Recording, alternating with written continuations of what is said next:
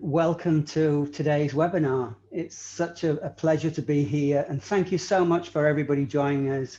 It's certainly a good morning from me in sunny Dubai, but for some of you I know it's afternoon, evening, and also even good night. So you're welcome. It's great to be here. Today, this webinar is entitled The Leadership and Learning for Your Organization to be Future Ready. So my question to you guys is, are you really ready for the future of learning and development? I'm not sure. We certainly weren't ready for the pandemic. So are we ready for the future of learning? This is interesting for us, and we've been talking about this subject for a few months to try and pull this session together for you. My name's Paul Michael Gledhill. I'm the co-founder of Expert Learning. We're an online learning, talent, and performance consultancy based here in Dubai, in the United Arab Emirates, looking after the Middle East region. In fact, this month is our 18th birthday, so it's happy birthday to Expert Learning, and Ramadan Kareem to everyone as well. My colleague who I've met just a few times over the last couple of months as we put this together, we've met virtually and talked about how we can bring this session for you. Benny, can you hear me okay? How are you? Absolutely. Thank you so much for having me on. Excited. You're so welcome. Benny, if you want to kind of talk about who you are, what your role is, and what you're doing and where you are at the moment. Perfect. Hello there. I'm coming to you from Calgary, Alberta, Canada. I'm director for our solution practice for business and leadership solutions from Skillsoft, one of the largest learning organizations in the world, and glad to partner with Expert Learning. Three things you should know about me is one, I am an advocate for the modern learner and using technology, and have around 20 years experience in learning overall. Second is I used to lead a customer success organization for Skillsoft. So working in particular with marketing, measurement, and strategy and learning, especially with our clients in North America and Asia Pacific. So Australia, New Zealand, Singapore, Philippines, India, and of course, North America with the United States and Canada. And last is I used to be a client. So hopefully I still have the eye of what people are looking for with respect to learning and development and partnerships. So thank you so much for having me on. Thanks, Betty. It's a pleasure to have you here. And look, these are the kind of 6 items that we're going to cover, the topic areas that we're going to cover today. I mean, digital transformation has been a topic that's been around for several years now. We really want to focus on digital transformation from, the perspective of learning and development. The second session really is around the jobs at risk of change. And we know that that's been accelerated clearly through the pandemic. So we want to talk around that topic area. Then we want to look at how you guys are dealing with your own employees and get a feel for their sentiments currently and what they think about learning and development, how they're being looked after. Then we've got a great section here called From Hierarchy to Hierarchy. I won't share too much about that. I'll let Benny kind of lead to that conversation. I think all of us in learning and development and HR, we're interested in how the brain works and how it functions. So we've got a real interesting initiative that we took with MIT around brain science and how people learn. So we'll be talking about that. And then the final topic of today is the 6 truths of modern leadership development. We've seen that evolve over the years, and now that evolvement is now accelerated due to the pandemic. So we'll be talking to you about that. And I hope that you get something from this. And at the end of this, we'll look at summarizing and then take some Q&A. But I would recommend that you ask the questions as we're going through these topic areas. And then I'll kind of check out and see if there's any in the chat box, see if there's any questions there, and I can pose them either to myself or to Benny. So we're looking forward to the session. I hope you are. Benny, over to you. Perfect. So I have a few slides. I'll be talking a little bit and giving you some perspective. And again, this is from research that I've done on behalf of Skillsoft, as well as my peers within my organization. So hopefully you'll find this interesting. And we'll start off with digital transformation. As Paul had indicated, the whole idea of digital transformation, which is around the topics of AI, machine learning, blockchain, these technologies around big data, and so on. We think machine learning, robotics. The first organization to really socialize what this means and what the technologies are is the ESB Business School in Europe.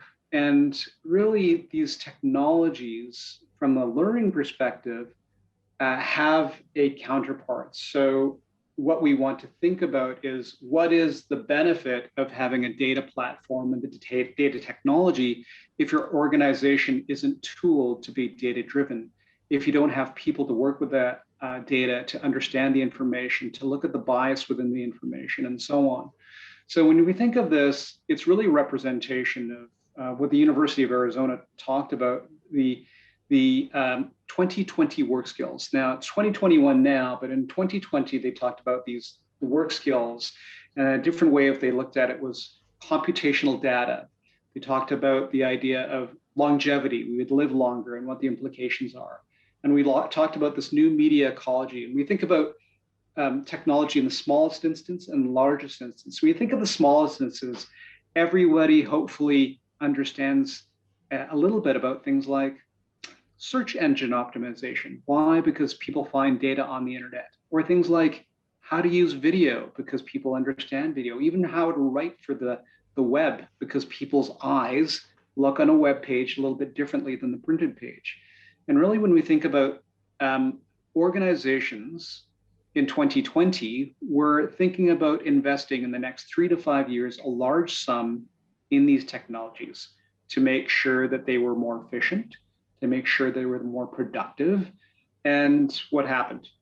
2020 came along, and the pandemic affected everybody. And now digital transformation, instead of perhaps focused on being more productive and more efficient, was used to become more safe, and was used to become really the customer experience was supposed to change. And here's a couple of facts for you.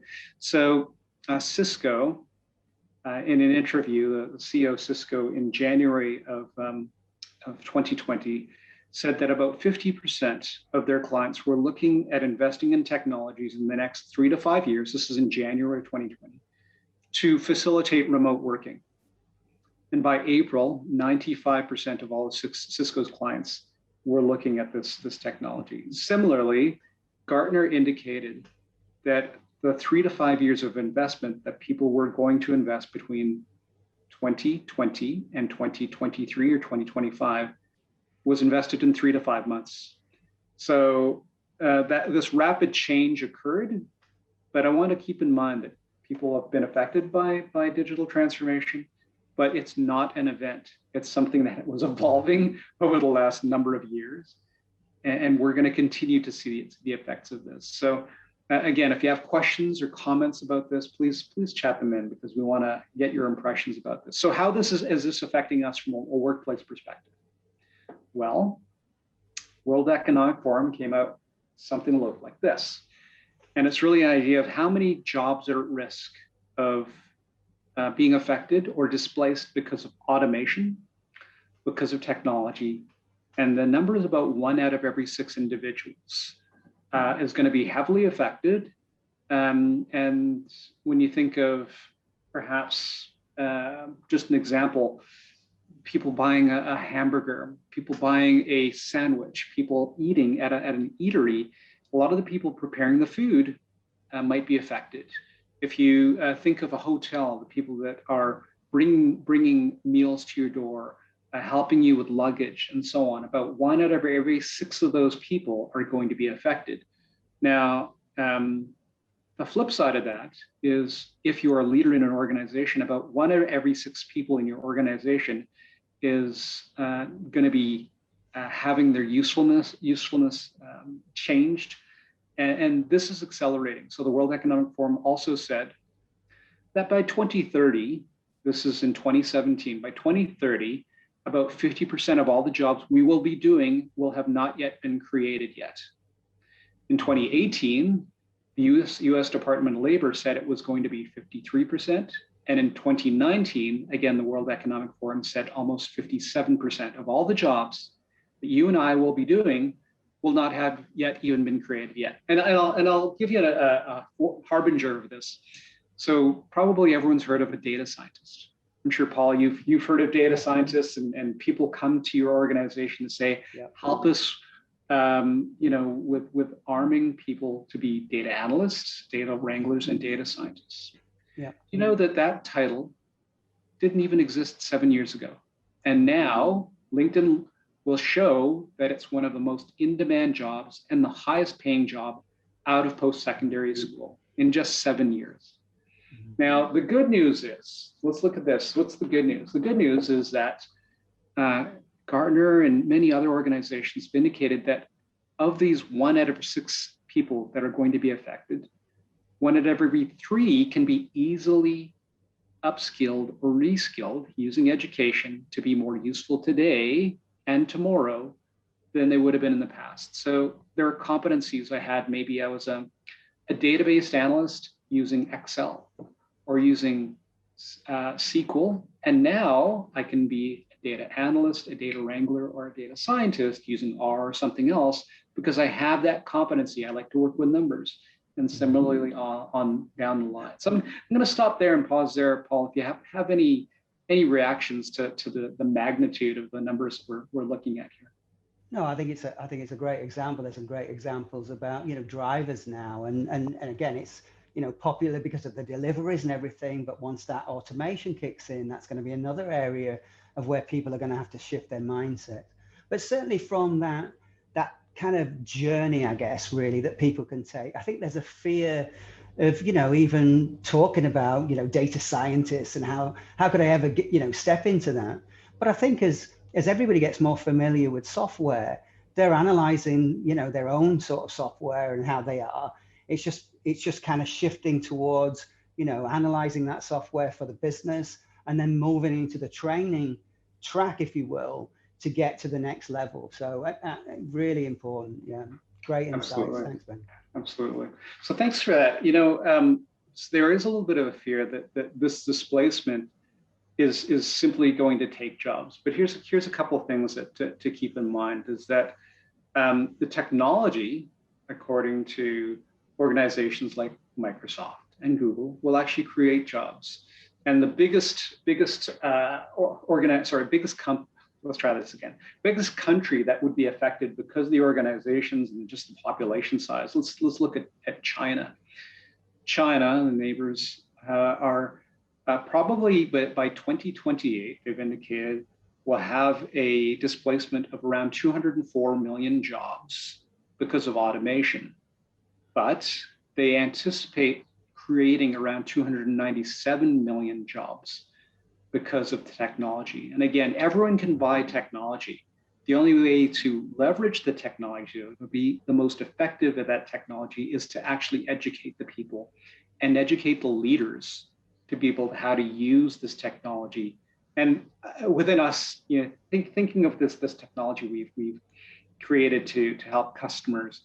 I think of just the different ways, and I'm going to age myself a little bit, but thinking of the different ways that I interact now, just because I have one of these mobile devices, I can make my own reservations for hotels and travel and so on without a travel agent. I have more choice. I can buy a single song when in the past I used to have to buy a whole album or cassette or a CD. And in the past, really there were regulations for my safety that prevented me from using anything but a bank for any financial transactions. But now I can use mobile assets. And if I think about all this, the expectations of that end user are the same types of expectations they're going to bring to us in our organizations and say, I don't want second and third generation technology to learn. I probably want to have fourth generation technology, fourth industrial revolution technology to learn about the fourth industrial revolution. So we'll talk about this in a moment. And we've got a question there just before you move on, Sure. and just from your perspective, probably in your region, and I'll take it from mine. And Mark asks, do you think that companies in general are adequately prepared for this kind of change, and what can they do to get ahead of it? Do I think they've prepared? Well, it's been on everyone's minds. There's an RKO film that is entitled "The Future Is Now." So people were always saying, "I'm going to do it tomorrow. I'm going to do it tomorrow," and then we had the global event that made everyone actually dive in, and in particular around technologies for remote working and so on. So have organizations prepared? Well, let's look at two factors. Number one, organizations who have undergone a digital transformation, which means implementing one of these technologies, AI, machine learning, blockchain, and so on, in general, are between 12 and 20% more productive and more profitable. So if you look at the peers out there, organizations who have undergone this, and now they're doing something called a digital evolution. They're going through their next iteration. If they've done some AI, machine learning, or so on, they're actually doing another iteration, and they're staying ahead of the curve. So what we've seen is organizations are definitely investing in the technology, but they were behind in investing in the people. And why? Because of two things. Number one is they thought they could buy the people, which was a lot more available when there wasn't restrictions on travel and mobility. Today, that there are restrictions. So now you have to look inward instead of looking at exporting or importing your talent. I think the second thing is, again, just this realization that with respect to the customer and their consumer lives, the same things that, again, I'm being conditioned by YouTube, Facebook, Instagram. Those types of immediate type of responses are the things that people are now demanding in all sorts of facets of their lives. So if you're going to be customer responsive, you're going to have to deal in this world where people are buying more online. They're looking at different ways to have their interactions more immediate, and whether that means implementing chatbots in your HR department to answer questions, or using online learning to make sure that your learning is more scalable, efficient, and consistent. These are the types of things that we have to do today. Hopefully that answers the question. Yeah, perfectly well. Thank you. Okay, so let's go ahead a little bit in terms of the employee sentiment. This is a study that we had underdone at Skillsoft with Vance and Bourne in Asia Pacific, but we don't believe it's relegated simply to the region. When you think of the sentiment here, these survey was done with many individuals who were professionals. So these are not just unskilled labor. These are people who are professionals working in many organizations, and around 7 in 10 did not believe, even though they were receiving training on a regular basis, that their learning and development departments were doing enough to support them. And why? Because 1 out of every 3 to 1 out of every 4 of them believed that they were very concerned about their future employability. So it's not about the training they were getting for today, it's about the skills that they should be having for tomorrow.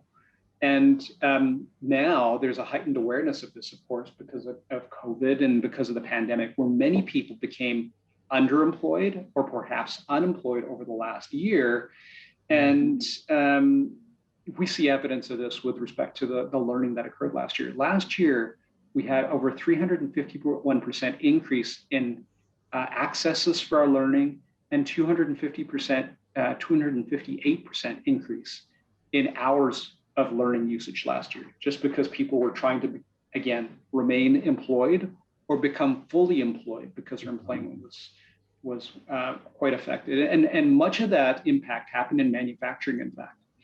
In manufacturing, for example, especially in Asia, if there were people who were impacted, about 50% were impacted. And actually in the region that we are in, and we're discussing today, and think about this, about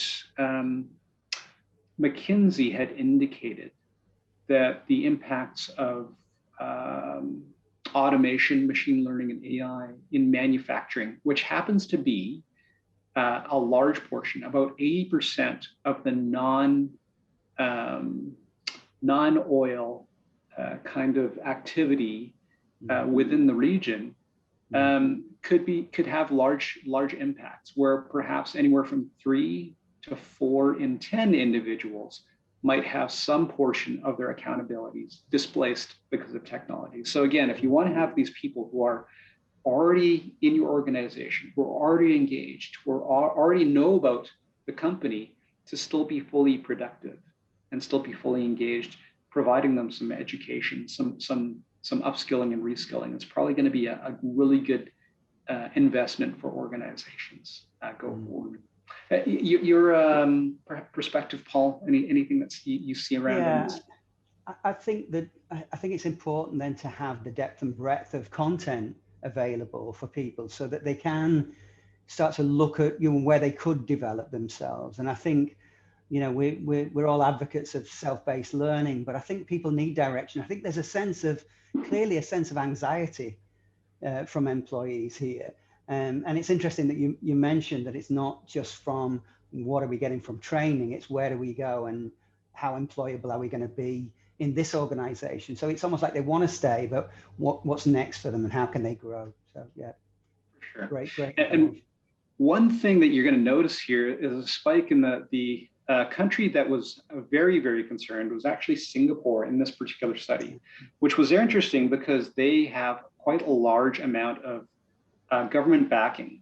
And in fact, because of the maturity of their financial services and the amount of digital transformation that was ongoing in the country itself, they were actually the most mature with respect to digital transformation amongst a whole study, but they were the ones that were most concerned because they knew what they did not know. by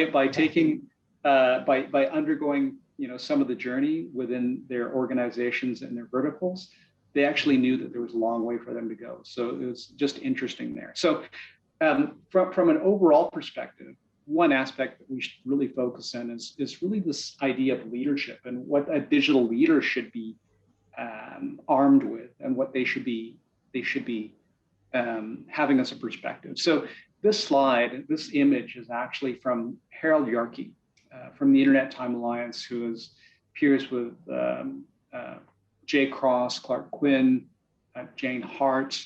And this is really just meant to illustrate the difference in the role of a modern leader. So in the past, of course, we had artisans, and very popular, of course, are hierarchies where the leaders of the hub of things, and where they're responsible again for the output of their people. But today, it's not just people responsible for people, but people responsible for machines and the network.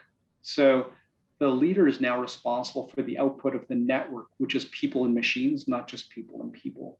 And why this is interesting is that there are a couple of schools of thought. And one of the reasons we partnered with MIT. MIT is of the view that a modern leader cannot make good decisions unless they are fully aware of the implications of the technology. So this is in line with institutions like Stanford and Cambridge. The other side is Oxford and Harvard, who are more along the lines of something like Korn Ferry, which there's nothing wrong with Korn Ferry. Korn Ferry stresses good communication. It stresses the reduction of errors. And there's nothing wrong with reducing errors. But if that's all there is, then you wouldn't have a situation, for example, like Nokia. Nokia in 2007 had 70 to 80% of the mobile phone share in the world. And the organization at the time decided to make their mobile phones faster, quicker, cheaper. And by 2012, had lost over 70 to 75% of their market share. Why? Because people no longer wanted a mobile phone, they wanted a smartphone. So Aller, the CEO at the time, had to tell the board, we did nothing wrong, but we still failed because we didn't take into account innovation. People wanted a smartphone and we never gave it to them. So this was not a technical issue. It was just more of a perspective issue. So when we think of this, it's going to be really important to think about how we partner, who we partner with, and again, just the ability for a leader not to know perhaps every technical detail. Dr. Jerry Kane talks about this idea of a digital leadership assessment, which we now have at Skillsoft, but it's around being aware of what the nuances and differences are around things like remote work, around things like innovation, around things like agile frameworks, how to develop, teams and products who are more agile. These are the types of things that we need to talk about. And Paul, your perspective here?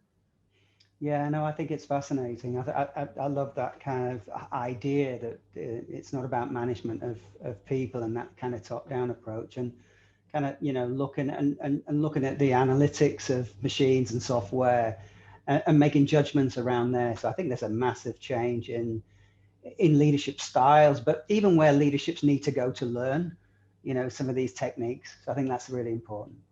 Okay. So one of the biggest things that a leader has to do is they have to make sure that they are engaging their organization. And why are engaged organizations good? If you think of measuring engagement, a couple things. In the biggest scale, when you think of organizations that measure engagement, first of all, Aon Hewitt will say that engaged organizations are 10 to 12% more productive. And Kevin Kruse, who wrote many books on engagement, talks about the fact that engaged organizations are also having 3% less absenteeism and have something called a salary elasticity, which means if I was offered the same job across the street, it may take me up to 14% more salary for me to go there because I like what I'm doing at my current organization. Mm-hmm. Now, Aberdeen Group and Aon Hewitt have actually indicated that the biggest engagement drivers over the last 24 months, no surprise, number one, work-life balance for Aon Hewitt. Number two was career development and learning and development. Why? Because people became underemployed or unemployed and believed that they needed more tools in the toolbox. Aberdeen Group, number one, they said, was performance management. My leader telling me how well I'm doing compared to my goals. And number two, learning and development or career and development. So all of us on this meeting today, we have a really important role in terms of the tools to make sure that people are engaged. Now, in the microcosm around engagement, how do we make sure that learners are really engaged? So what we did was we actually partnered with MIT at the McGovern Institute, and I wanted to show you something interesting here. So this is something that Skillsoft has done and no other organization in learning has done. We actually did brain studies. So we had 400 Accenture employees taking online learning within the mechanism and using functional magnetic resonance imaging to see what parts of the brain were being activated, and EEG to show you how strong the activation was. And so it informed us about things like colors, about rate of speech, about 100 to 110 words per minute.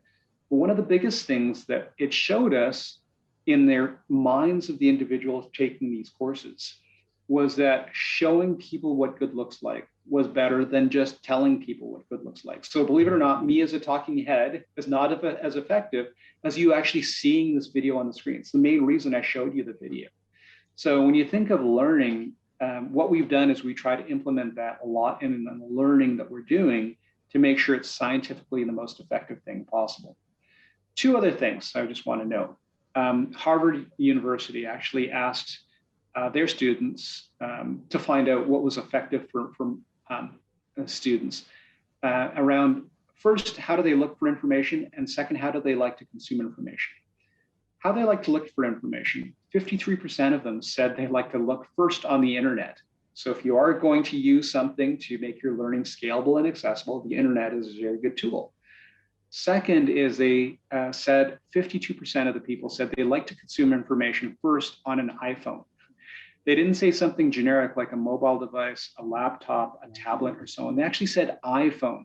So if you don't have, and this is technology agnostic or vendor agnostic. I think that we do this well at Skillsoft, but if you don't have something that plays on an iPhone, you're probably not going to engage the modern learner.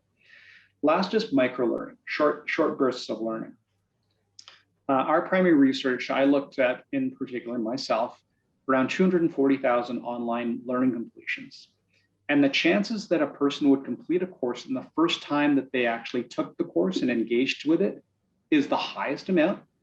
The first time, if the course was, and thinking of online learning and your work environment, if the course was about 30 minutes or less, the completion rate was around 87%.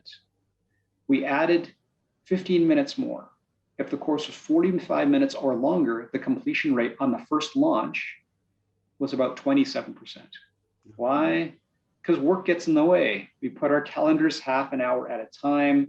And even Josh Berzin will say that the average learner is very, very distracted. So again, using these modern learning principles, we want to make sure that the learner is as engaged as possible. And Paul, any surprises for you or anything that you see? No, it's really, I mean, if I look at our data, it's very much the same. I think in the past, people would, if they sat through an hour, they do really well and they focus, but there's no chance now.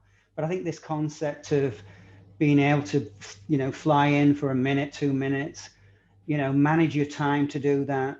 Maybe you're on a web search and then you find something and then you can get straight to the learning. And I know Skillsoft have done a lot of work of how that can work.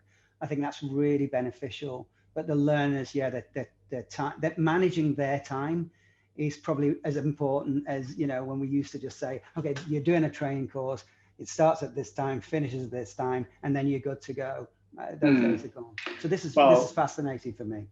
Wouldn't it be great if there was a 3-minute video that I could watch before around effective communication, before having to give feedback to an employee, that I could watch on my way walking to their office, or the 3 minutes before I do a Zoom call?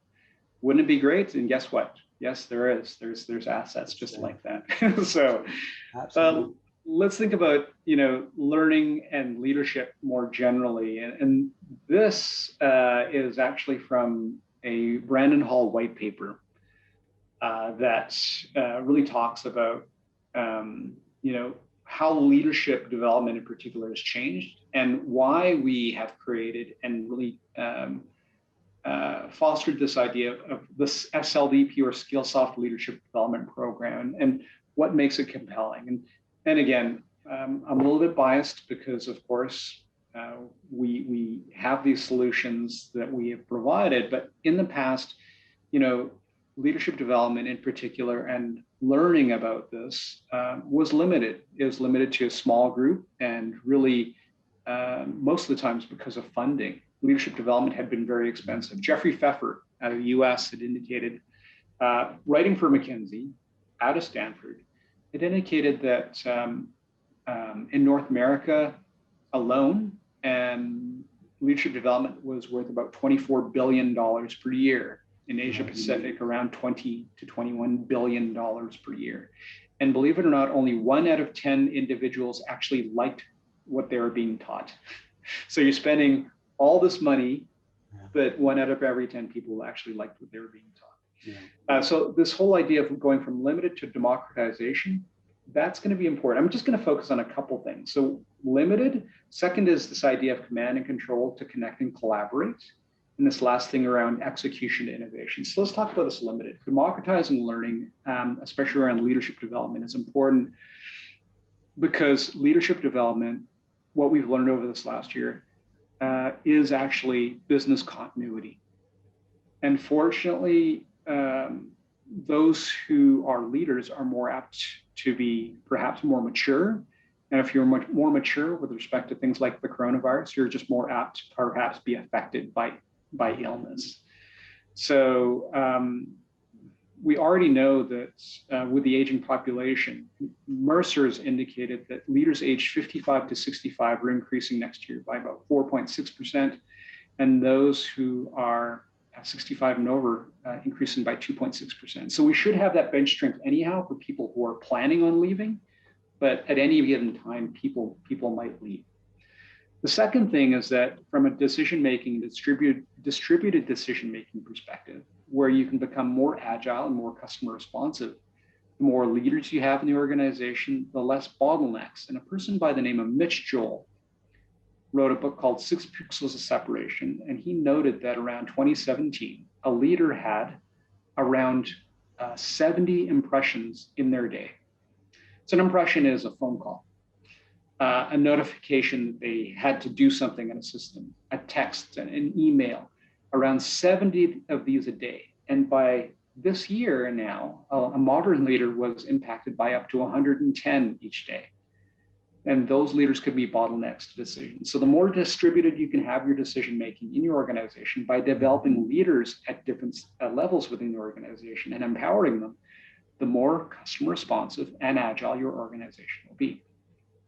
Second is just to surround the idea of command and control versus connecting and collaborating.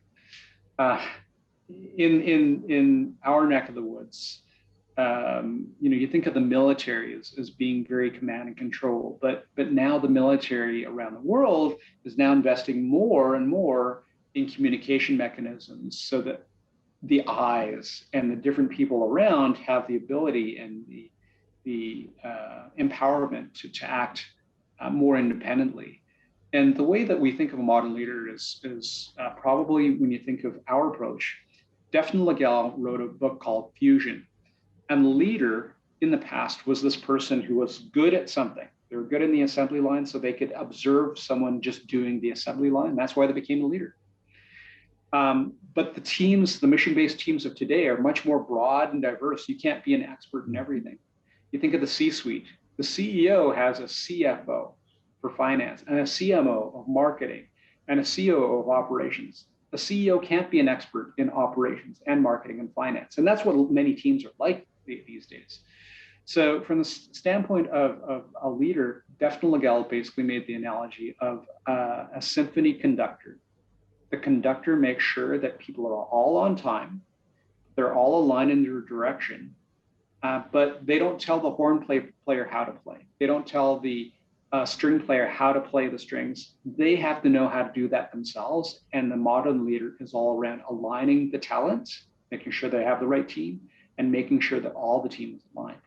And lastly, just this idea of, again, execution to innovation. Innovation, we found, is key differentiator and a key to monetizing your capital within your organization. So again, focusing on how to not just identify problems, but to solve them is going to be something that we have to all think about. And again, it's not just because of COVID.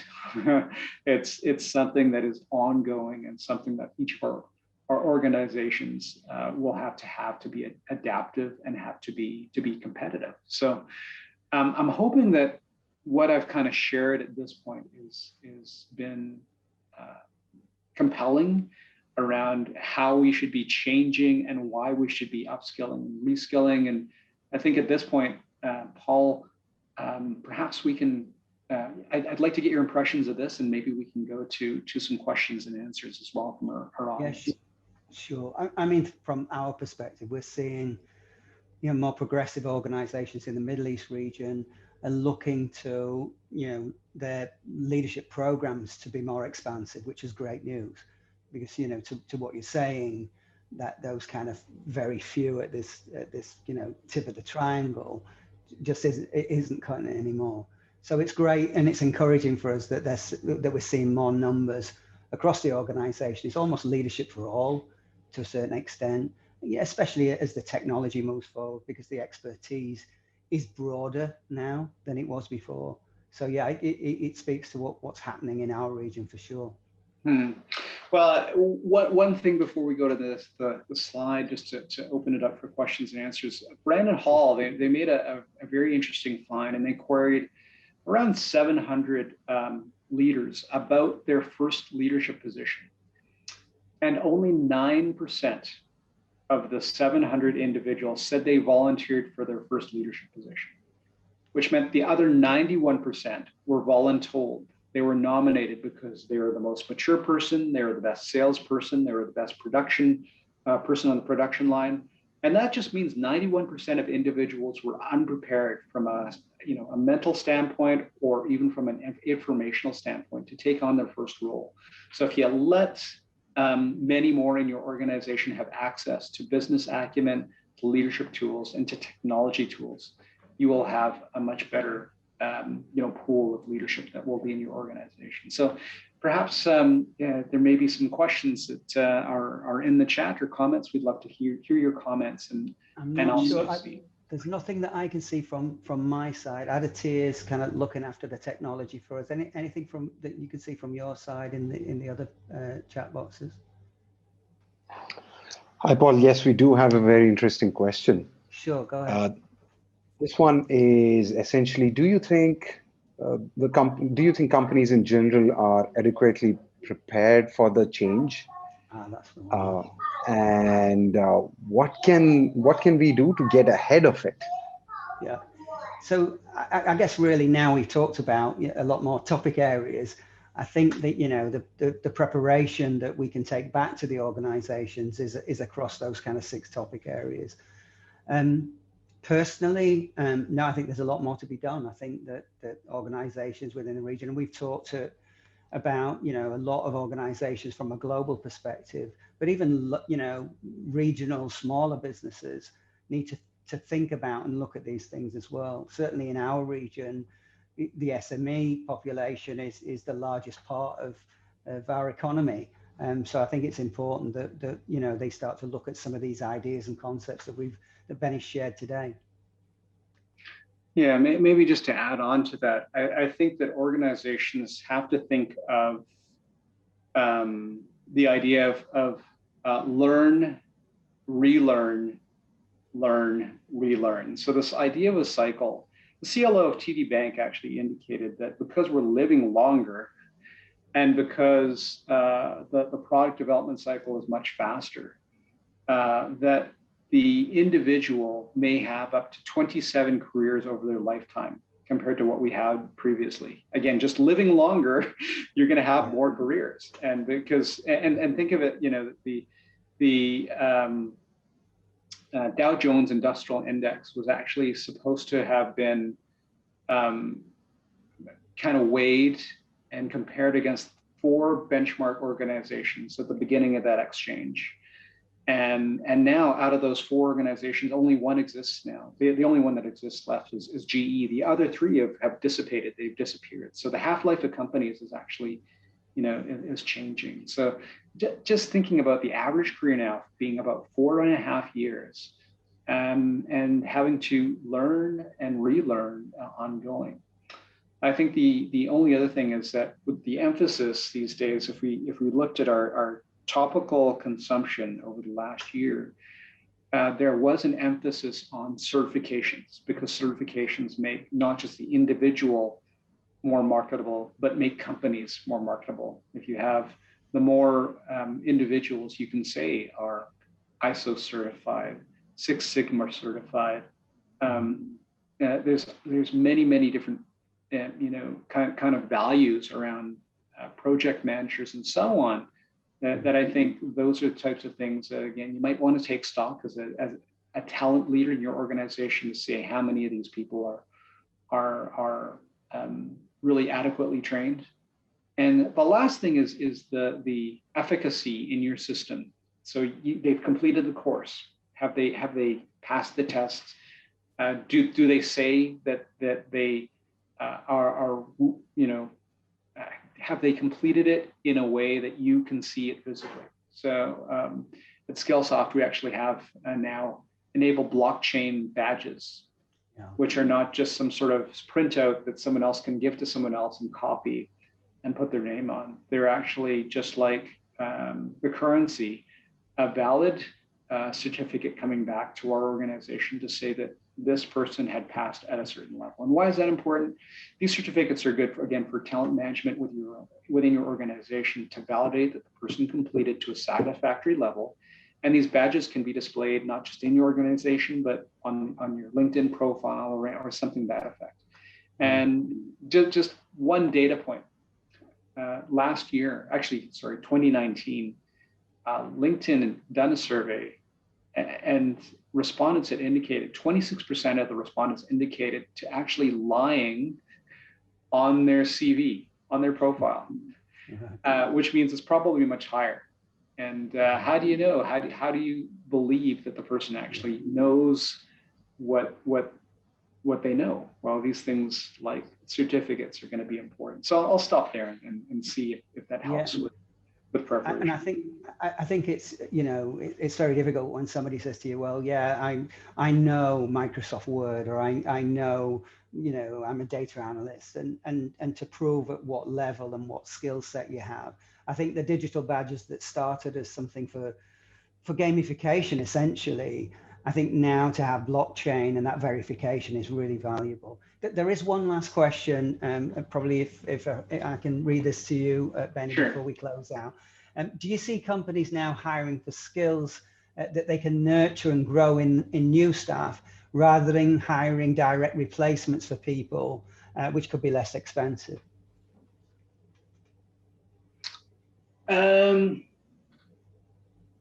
Yeah, I think so.